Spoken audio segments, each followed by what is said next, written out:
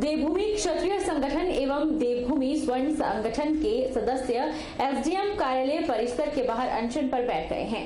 देवभूमि स्वर्ण संगठन धबोटा इकाई के अध्यक्ष जयपाल चंदेल ने बताया कि शिमला में स्वर्ण आयोग के सदस्यों को बिना किसी बात के पुलिस ने गिरफ्तार किया है।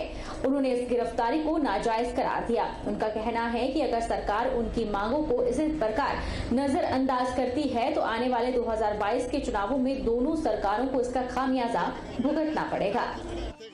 हम भूख हड़ताल पे आज इसलिए बैठे हैं कि जो हमारा स्वर्ण आयोग का गठन सरकार ने करना था वो आज तक नहीं हुआ है। उल्टा हमारे जो स्वर्ण योद्धा है रूमी ठाकुर और मदन ठाकुर, जग्गा ठाकुर, इनको गिरफ्तार कर लिया गया है।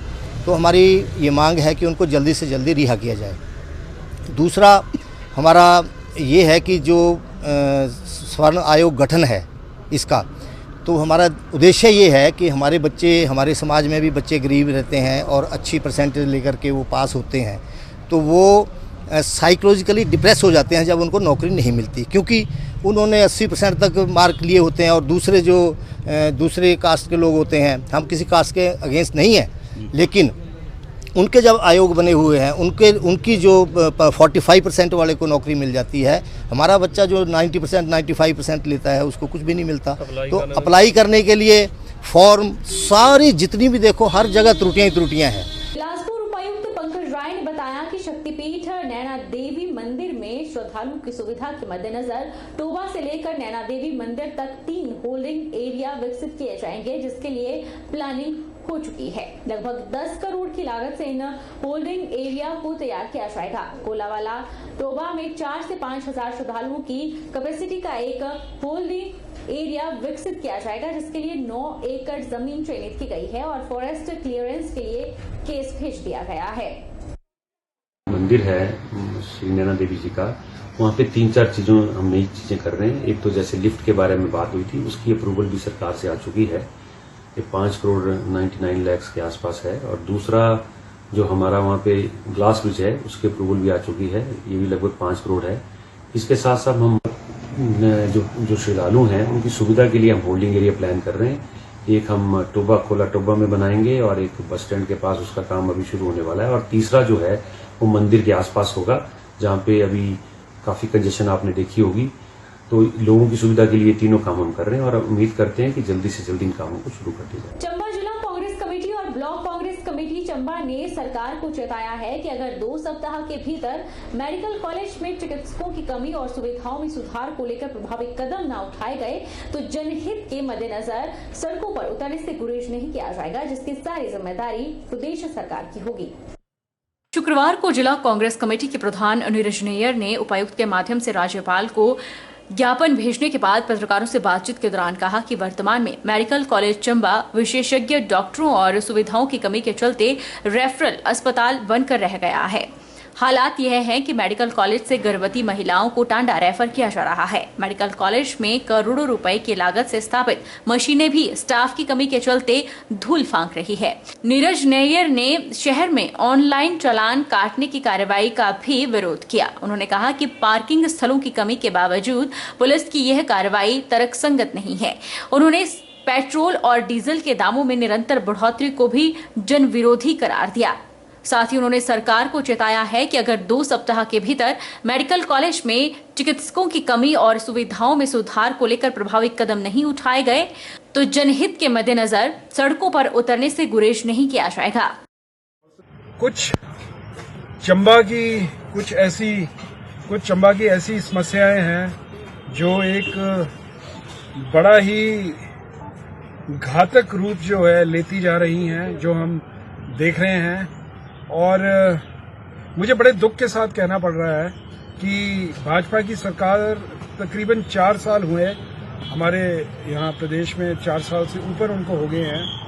और जो हमारा मेडिकल कॉलेज है उसकी जो दयनीय दशा है, उसका रोज जो हम लोगों से सुन रहे हैं और लोग रोज हमसे आके मिल रहे हैं और अपनी जो तकलीफें हैं वो अपनी तकलीफें बता रहे हैं। मेडिकल कॉलेज चंबा का एक रेफरल कॉलेज के तौर पर जो है ये हो गया है। जिला विधिक सहायता प्राधिकरण सभी महिलाओं और उन लोगों को मुफ्त कानूनी सहायता प्रदान कर रहा है जो धनाभाव में कभी कभार न्याय प्राप्त करने से वंचित रह जाते थे। यह बात जिला एवं सत्र न्यायाधीश देवेंद्र कुमार ने कुल्लू कार्निवल के दौरान ढालपुर मैदान में जिला विधिक सेवा प्राधिकरण की प्रदर्शनी का विधिवत शुभारंभ करने के बाद कही। कुल्लू के ढालपुर मैदान में जिला विधिक सेवा प्राधिकरण की प्रदर्शनी का विधिवत शुभारंभ जिला एवं सत्र न्यायाधीश देवेंद्र कुमार ने किया।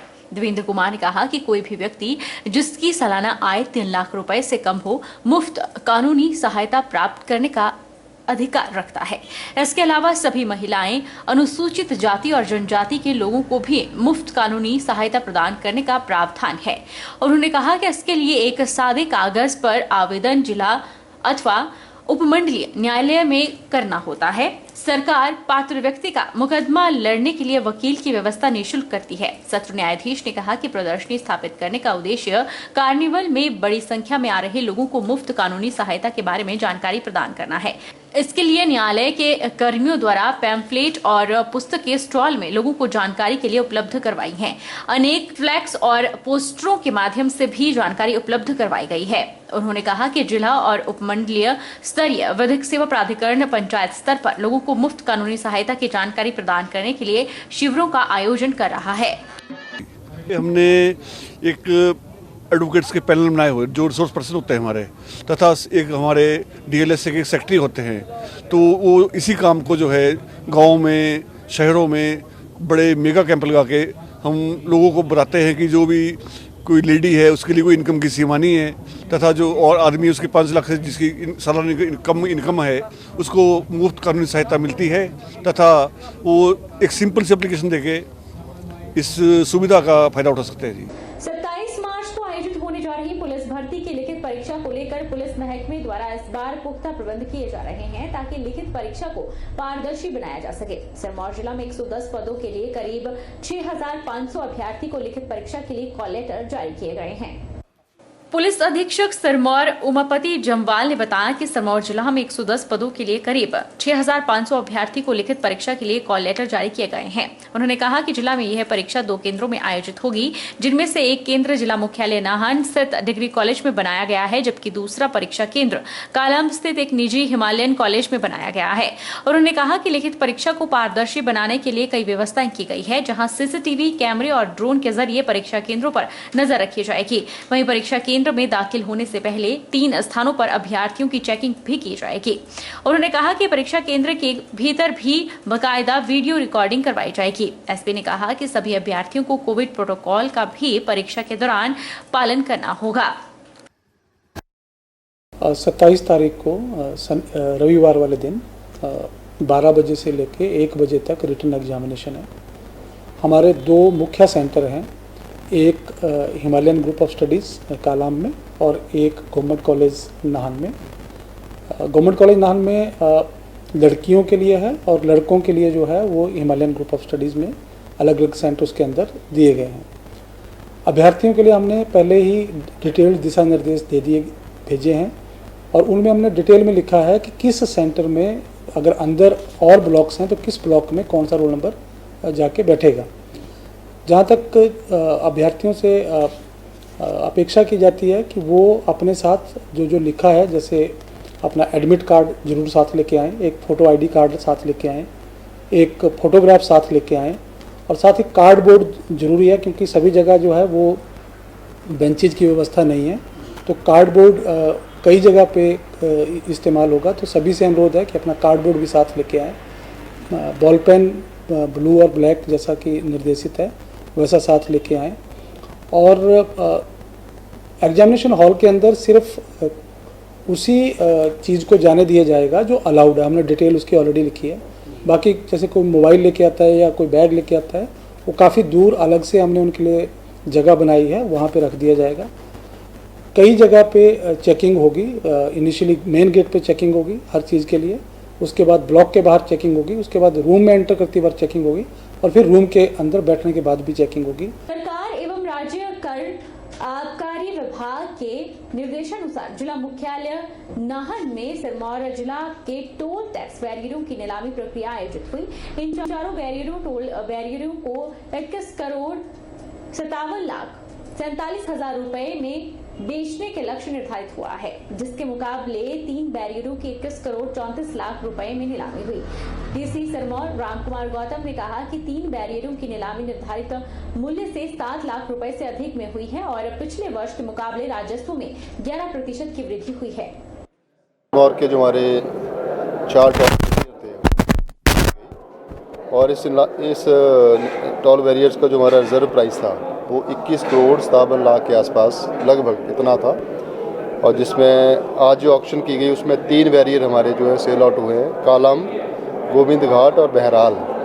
ये सारे जो 3 बैरियर हुए हैं उसमें अलॉटेड वैल्यू जो हमारी है वो 21 करोड़ 34 लाख के आसपास है, और जो रिजर्व प्राइस से जो है वो लगभग जो है वो 7 लाख के ऊपर है। और अगर हम पिछले साल के साथ कंपेयर करें तो पिछले साल 4 बैरियर्स का जो वैल्यू था वो था 19 करोड़ 33 लाख, तो उससे 10.38% जो है अभी हमारे 3 बैरियर ऊपर गए हैं। और मीनस का जो बैरियर है वो अनअलॉटेड रहा, उसके लिए सिर्फ एक पार्टी आई थी, तो उसमें जो है वैल्यू रिजर्व प्राइस से काफ़ी नीचे भरी थी, इस करके उसको अलॉट नहीं हो सका। इसके लिए दोबारा से जो है वो इसमें बिड इनवाइट की जाएंगी as per the date fix by the government, उसके बाद उसको दोबारा नीलाम किया जाए।